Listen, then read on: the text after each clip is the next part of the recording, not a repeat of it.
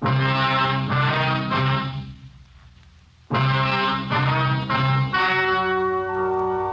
story you are about to hear is true. Only the names have been changed to protect the innocent. Fatima Cigarettes, best of all long cigarettes, brings you Dragnet.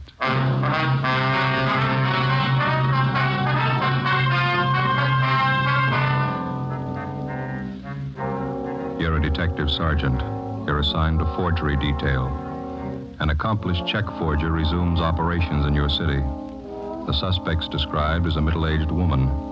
She's written more than $20,000 in bad checks. Your job, get her.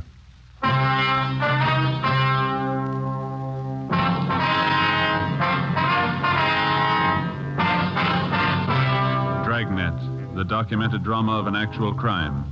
For the next 30 minutes, in cooperation with the Los Angeles Police Department, you will travel step by step on the side of the law through an actual case from official police files. From beginning to end, from crime to punishment, Dragnet is the story of your police force in action. It was Monday, April 17th. It was warm in Los Angeles. We were working the day watch out of forgery detail. My partner's Ben Romero. The boss is Captain Elliott. My name's Friday. I was on the way back into work, and it was 7:53 a.m. when I got to room 29. Forgery detail. Morning, Joe. Hi, how'd the weekend go? Oh, pretty slow. Stayed home, did some gardening. How about that new lawn you put in? How's it doing? If we want a lawn, we're going to have to move. What's the matter now? Same old thing. Gophers? Must be hundreds of them. So many holes at the top of the lawn looks like an old punch board. No, that's too bad. Can't you try some kind of poison on them? Or how about those new things they got out? What do they call them? Gopher bombs? I use them with a dozen. They eat anything. Joe? Ben? Yeah, Ferguson. Morning, Captain wants to see you. Okay. What's up, Fergie? You ain't gonna like it. Skipper will brief you. Morning, Skipper. Hi. Have a seat. Yeah, thanks. You two finished up with the Benson case yesterday, that right? Yeah, it's all washed up. We're clear. Good. Then you can start on this one right away. You'll work with Frank Besser and Ferguson here. Mm-hmm. What is it? Grandma. I had a hunch, Joe. What have we done to deserve this? It's nothing any of us have done. It's what we haven't done. I want her stopped once and for all. Are we any closer to her than we have been, Fergie? Just about same, Joe. That's why I'm putting 2 more of you on it. How well do you know the case? Well, just what we've heard around the office. Same here. I could stand some briefing. Ferguson? Well, you must have heard how she operates. 3 months out of the year, April, October, and December, that's all. She's never been known to change that schedule? Not as far as I know. She's been doing it the same for 9 years. All the phony checks she cashes are personal checks. That's right. She never writes them less than $2 and never more than 100. 9 years. She been going that long? 9.5. It'll be an even 10 this October. You want to check them out on the totals, Ferguson? Up to and including the first of this month, she's cashed 1,273 checks. The total's a little over $22,000. Mm-hmm. Anything special about the way she writes the checks? Nothing but the signatures. There's an alias list down there that'll knock your eye out. More than 200 different names. Her description's still the same, about 50 years old, kind of plump, nice face. A few minor changes. Last year she had gray hair, dressed very plain. This year she dyed her hair black, dresses a little more expensively. 9 years. That's a long streak of luck for any paper hanger. That's just it. This old gal's not just an ordinary paper hanger. She's no amateur, don't get me wrong, but she doesn't operate like any check forger I've ever known. She contradicts part of her MO, part of it she doesn't. She takes chances an ordinary paper hanger would never take, and she gets away with them. Take a look at just one of these exhibits. Yeah? This one here. 28 checks passed on the same chain of grocery stores, same company. She passed them all in 1 month? No, that's just the point. 2 years ago, she passed 14 of them, spread them out over a period of a month. Last year, she passed another batch of 14, all within 3 days. 1 year, she used a different name on each check. On this batch, she used the same name. Well, does she have any identification when she passes these checks? Always. Phony driver's license, social security cards, it works. And she's got that sweet grandmother smile of hers. Clerks rarely turn her down when she shows up with a check. You can get used to different descriptions of her, too. Give the file a look. Hardly 3 of the check victims can get together on what she looks like exactly. Well, where are they getting stung most? Downtown or out in the neighborhoods? The neighborhoods, anywhere from the beach area to the valley. This whole file, Skipper, that's not just her work, is it? Every last bit of it. We can't fit it in a 6-foot shelf. In 9 years, I've had 5 teams of men work this thing. None of them reached her. You and Friday make the 6th. Mm-hmm. It's April 17th. How's she doing so far this month, Fergie? Cashed $624 in checks we know of since the first of the month. Same general description, same general M.O. No fresh leads? She's been operating 9 years, Joe. Yeah. She's just as good as ever.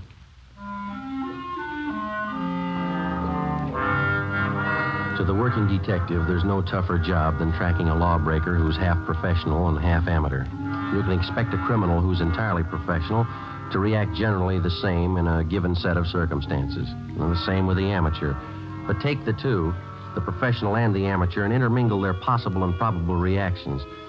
You'll likely have a sound reason why and how an elderly woman could victimize merchants with $20,000 in bad checks over a period of 9 years without being caught. Grandma, as she'd come to be known, worked only 3 months out of each year, April, October, and December. Her apparent fine sense of timing and her knowledge of psychology was far and away superior to that of the ordinary paper hanger. If the file on Grandma was any indication, she apparently had been born to be a successful check forger. After Ben and I spent 3 days on the case with Sergeants Ferguson and Besser, we were almost convinced that there was only one way we could reach the suspect. She had to make a mistake. Fergie, how'd you do? Pretty sour. 4 checks in 2 days. What'd you fellas get? 2. Don Meyer checked the signatures. They're all hers. Mm-hmm. Here's our list if you're interested. Mm-hmm. Meat market out in Pico, $25. Grocery in West Hollywood, $48. 2 department stores downtown, $100 apiece. How do they describe the woman? Same old yarn. She was a nice, charming little lady, about 55 or 60, small, dark hair, graying, dark eyes, nice smile. Clerk told me she reminded him of his mother. Yeah. How'd you make out on those 2 of yours? All about the same. Even the story about her looking like somebody's mother. Well, one thing's sure, her timing's just as good as it was 9 years ago. Downtown Merchants Association screaming again. They're looking for action. So are we. You talked to the captain today? Yeah, he's looking for action, too. I don't know what we can do unless we get some kind of cooperation from the merchants. Every time the old gal pushes a bum check, it's 3 or 4 days before it gets to the bank and we hear about it. The trail's pretty cold by then. Yeah, Joe and I were talking just before you came in, Fergie. We can't expect too much to happen the way we're going. Any ideas? More men and more stakeouts. The captain says he'll buy that. That's about all we can do. Another 10 days and April will be over. Grandma will be through pushing checks till October again. I don't know, Joe. Her formula's too perfect for me. There's got to be a flaw in it someplace. Yeah. You got out a bulletin of that revised description of her, Fergie? Yeah, it's all taken care of. Special notices were mailed out to merchants, too. I get it? Yeah. Forgery, Romero? Yes, sir. Was that? That's so. Yeah, right away, thank you. Supermarket on Temple Street. Grandma. Hit him with 2 checks. Any lead? Clerk says she reminded him of his mother.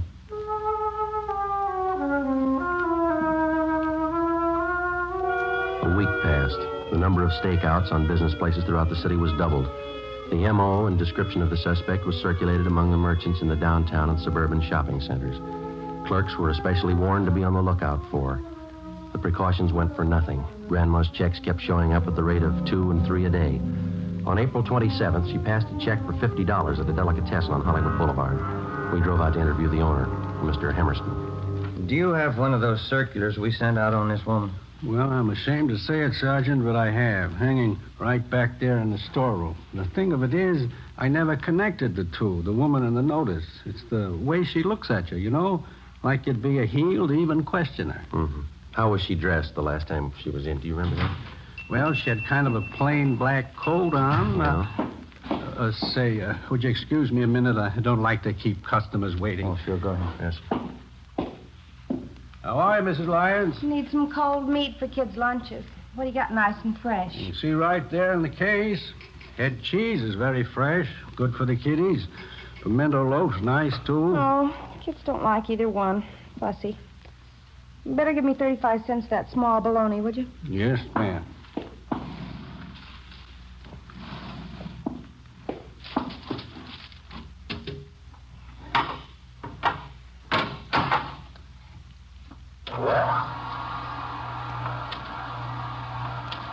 Kids are so fussy nowadays. Ought to be in Europe. That's what I tell them. I know what it is to go hungry.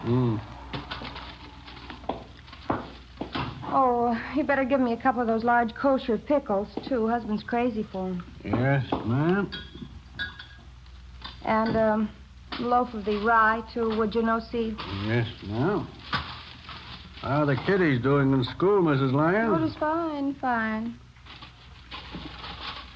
Marilyn's in a school pageant next month. She's going to be the queen. Oh, that's nice. Well, I don't know how nice it is. More work, that's all. I have to make her costume. There you are, Mrs. Lyons.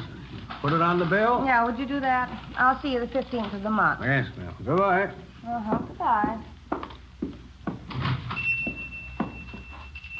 Sorry to keep you waiting, officer. Not at all. Let's see now. Where was I? Well, we asked you how the woman was dressed. Oh, yeah. Had a black coat on. I told you that. Yes, sir.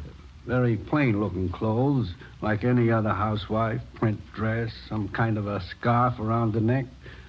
That's about all I noticed. How about that description of her in the bulletin we sent you? That fit her pretty well? Yeah, I guess so. She didn't exactly seem plump to me, though. Kind of a nice figure for a woman of her age. Mm-hmm. Do you know if any of your customers were acquainted with her? I wouldn't know that. She acted as though she knew some of them, but now that this has happened, I can see she was just putting on. She was a great disappointment to me. Yes, she is to a lot of people. I used to josh with her all the time. I'm a widower, you know. Thought once or twice I might even date her up. Is that so? Yeah, she seemed like a real good sport, joshing all the time, fine personality, just as homey as you please. Well, that fits in with the other descriptions. Are you ever going to catch somebody like that? 2 days later, on April 30th, right on schedule, the flow of bogus checks in Grandma's handwriting suddenly stopped. If she continued to work by the same timetable she'd been using for the last 9 years, she wouldn't start operations again until the 1st of October. During the next 5 months that followed, from May to the end of September, Besser, Ferguson, Ben, and I handled the usual run of check cases. At the same time, we used up every spare hour we had making preparations for the suspect's next appearance. Every businessman throughout the city who might be a possible victim was alerted. A revised description of the suspect, together with her M.O., was printed up and given wide distribution. Every possible precaution was taken. October came. Grandma started on the 10th year of her forgery career without a hitch. On October 1st, she cashed a check for $75 at a large downtown women's shop. As soon as we got the report, we went to the department where the check had been received. A fashion show was in progress. She's wearing a deep white velvet dinner suit, the newest shade for evening wear. You will notice the pencil thin skirt and the dolman 3/4 sleeves. Excuse me. Are you Mr. Montrose? Yes? What is it? Police officers, sir. Forgery detail. Oh, yes, that check. I wonder if you could hold on for just a moment. Yes, sir. Miss Janice Morgan next. She wears a gown of striking originality with rich but simple lines. A black dinner dress, the satin skirt with pannier points, a sculptured silk and latex sweater top with an oval neckline punctuated with ball fringe. Hey, Joe. What kind of outfit is that the model's wearing? I don't know. Not much to it. All right, officers. Would you like to step this way, please? Okay. Yes, sir. This is my office here. Well, I don't know what I can do for you, gentlemen. The check was passed. Very unfortunate occurrence. You okayed the check for cashing, is that correct? Yes, the sales girl handled the transaction. She showed me the check. I knew the signature, so I okayed it. Mary Walker? Yes, that's how this check was signed. What kind of identification did the woman have? Her charge account plate. You know, the small metal card, charger plates we call them. Yes. I recognized that from the signature immediately. You know this Mary Walker pretty well? She's one of our best customers.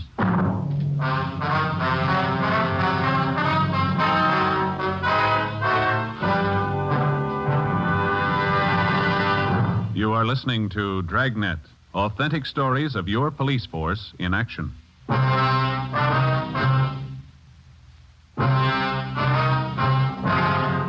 Friday, October 4th, 2 p.m.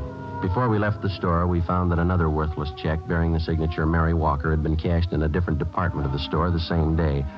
The woman had used the same means of identification, a metal charge account plate stamped with the name Mary Walker. We took the two checks back to the office and had Don Meyer in handwriting compare the signatures. There wasn't any doubt in his mind. The writing on both checks was Grandma's. Well, it was only a hunch, but it was beginning to look as though the suspect had finally done what we'd been waiting 9 years for her to do. She'd made a mistake. Ben and I drove out to an address in the Wilshire district to interview Mrs. Mary Walker.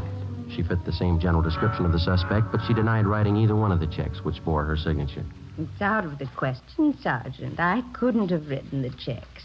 I haven't even been in the city for the past 5 days. Then the signatures on these 2 checks here, Mrs. Walker, they're not yours. It looks like my handwriting, but it's not. I didn't write those checks. They're forgeries. Yes, ma'am. You do have a charge account at the store, don't you, ma'am? Oh, yes. I've had an account there for years. Nothing like this has ever happened, though. You have one of those charge account plates? Well, yes, I did have one. You lent it to someone in your family? No, as a matter of fact, I lost it. I meant to report it to the store, but it slipped my mind. Do you have any idea where and when you might have lost it? Well, I think it was last Sunday night. I'm not sure. Oh, well, just a minute. I know who would remember. Inez Lambert. She was there. I'm sure she'll remember. Who's she, ma'am? A girlfriend of mine. She lives in the neighborhood. Mm-hmm.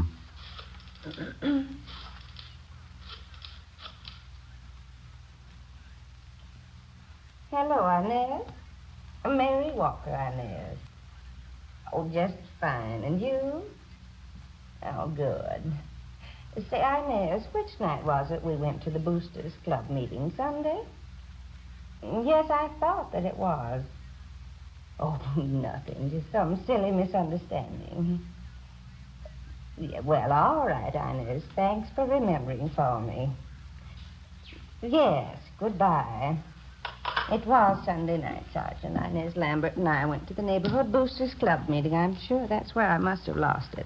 Well, you think the charge account plate fell out of your purse, is that it? Well, either that or it was taken. Why do you say that, ma'am?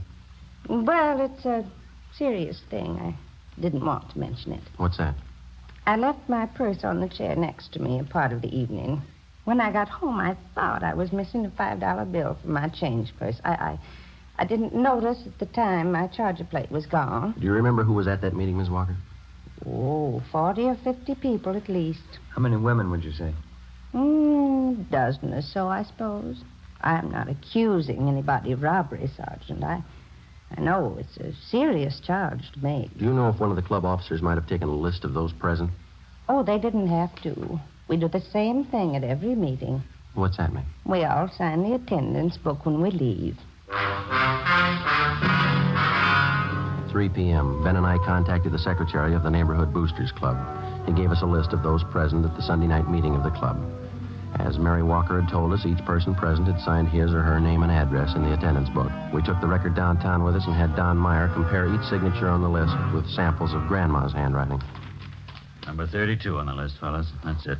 Positive, Mink? No doubt in my mind. That's Grandma's handwriting. How'd she sign it? Mrs. Inez Lambert. We went down the hall to R&I and had him check the name Inez Lambert through the files.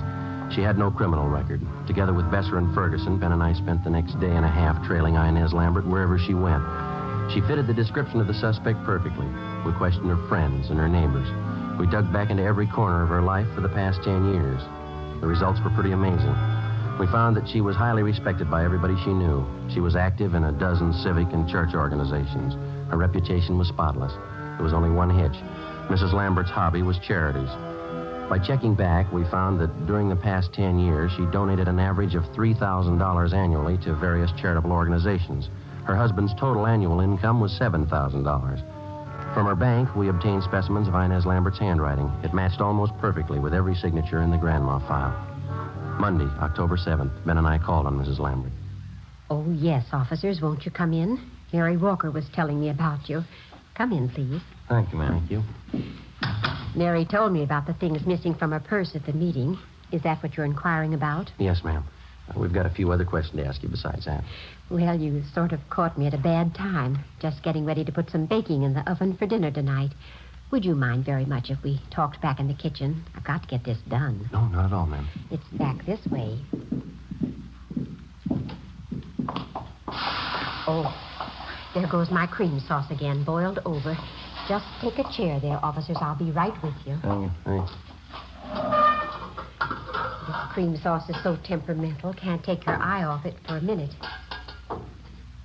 There. Shouldn't boil over now. Would either of you officers care for a cup of cocoa? Chilly out today. Well, no, thank you, ma'am. We only have a few questions for you. It won't take long. Yes? All right. Would you mind holding this bowl just a minute, Sergeant? Oh, yes. I just have to get this in the oven for dinner. My husband's favorite dessert. It's called pinch pie. It's kind of a meringue tart. Mm-hmm. Let me see. Take 2 eggs, I guess. There we are. Get these egg whites beaten up nice and light. That cup of sugar on the sink, Sergeant. Would you be so kind? Yeah, all right. Here's your sugar, ma'am. Thank you. Now, what is it you wanted to know? Mrs. Walker had her charge account plate stolen that night at the Boosters Club meeting. Somebody's been using it to cash bad checks in her name. Is that so? Mary didn't tell me that. The same person who's using that charger plate has been cashing bad checks all over the city. He's been doing it for some time. Oh, my. Well, I don't think I can help you, Sergeant. I went to that meeting with Mary. She says somebody must have been in her purse, but I didn't see them. Do you have that charge account plate, Mrs. Lambert? Me? Oh, no, I have my own. Now, let me see. Teaspoon vanilla, teaspoon vinegar, teaspoon water, combined in a small pitcher or cup. We've got good reason to believe you have that charge account plate, ma'am. Did you take it from Mrs. Walker? That's a silly thing for you to say, Sergeant. I told you I have my own charge plate. I never borrow anyone else's, no reason to. Add a few drops of combined liquid. Beat constantly. Did you cash 2 checks last week and sign them with Mrs. Walker's name? Why, of course not. Why should I do such a thing? Mary Walker's one of my best friends. I wouldn't do that to her, even as a joke. Well, our handwriting man compared the signatures on those 2 checks, Mrs. Lambert. Both of them match your handwriting. And all the ingredients have been added. Continue to beat the meringue for several minutes. Oh, I'm sorry. What was that you said, Sergeant? I said that the signatures on those 2 forged checks, our handwriting man compared them with specimens of your signature. They both match. Well, then your handwriting man certainly made a mistake. Oh, there's a large white platter up in that cupboard there. Would you reach it for me, please? All right.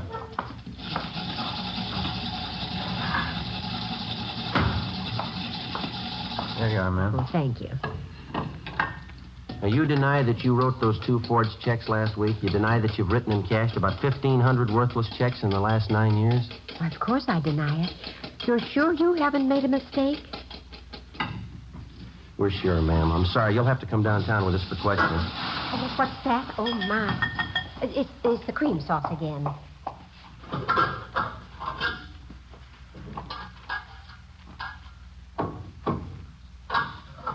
Sergeant, I can't leave the house now, right in the middle of getting dinner ready. My husband would be furious. If you want to talk, couldn't we do it later on? I'm sorry, ma'am. Afraid not. But you certainly can't accuse me of doing anything wrong.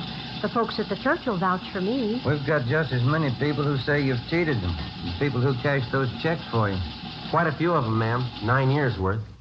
But that's silly, 9 years cashing checks. I'm sure you must mean somebody else, Sergeant.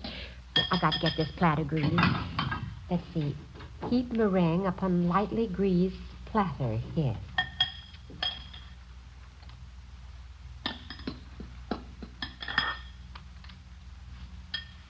Look, we have a record downtown on every single check that you passed since you started, ma'am. We've got specimens of your handwriting and people to identify you. We know what your income is. We know how much that you've given to charities. Money's got to come from someplace. Is that what the checks were for? Excuse me, I've got to get this meringue in the oven. Let me see. 275 degrees. Yes.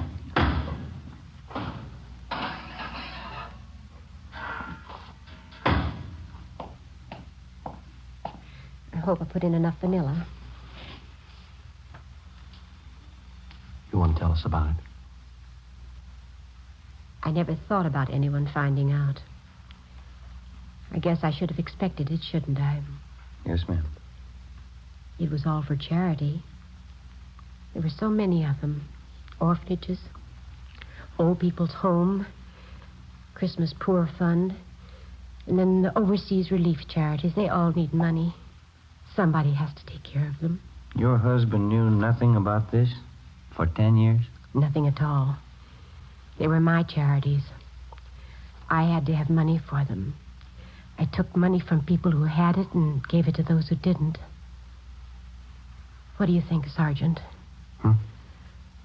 Was I wrong Do you think the good Lord will say I was wrong? I wouldn't know, ma'am. I only wanted to help the poor like he did. I came to help the poor. Well, there's a big difference, ma'am. Yes? He didn't use a checkbook.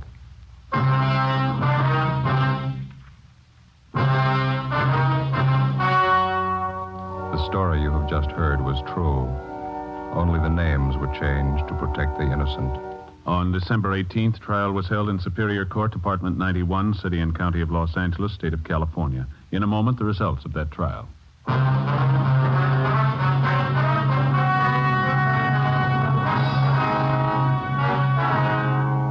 Inez Lorraine Lambert entered a plea of guilty to 2 counts of forgery, and the remaining charges were set off calendar. She was sentenced by the court for the term prescribed by law. You have just heard Dragnet, a series of authentic cases from official files. Technical advice comes from the Office of Chief of Police W.H. Parker, Los Angeles Police Department. Fatima Cigarettes, the best of all long cigarettes, has brought you Dragnet, portions transcribed from Los Angeles. This is Robert Young. Hear We the People next on NBC.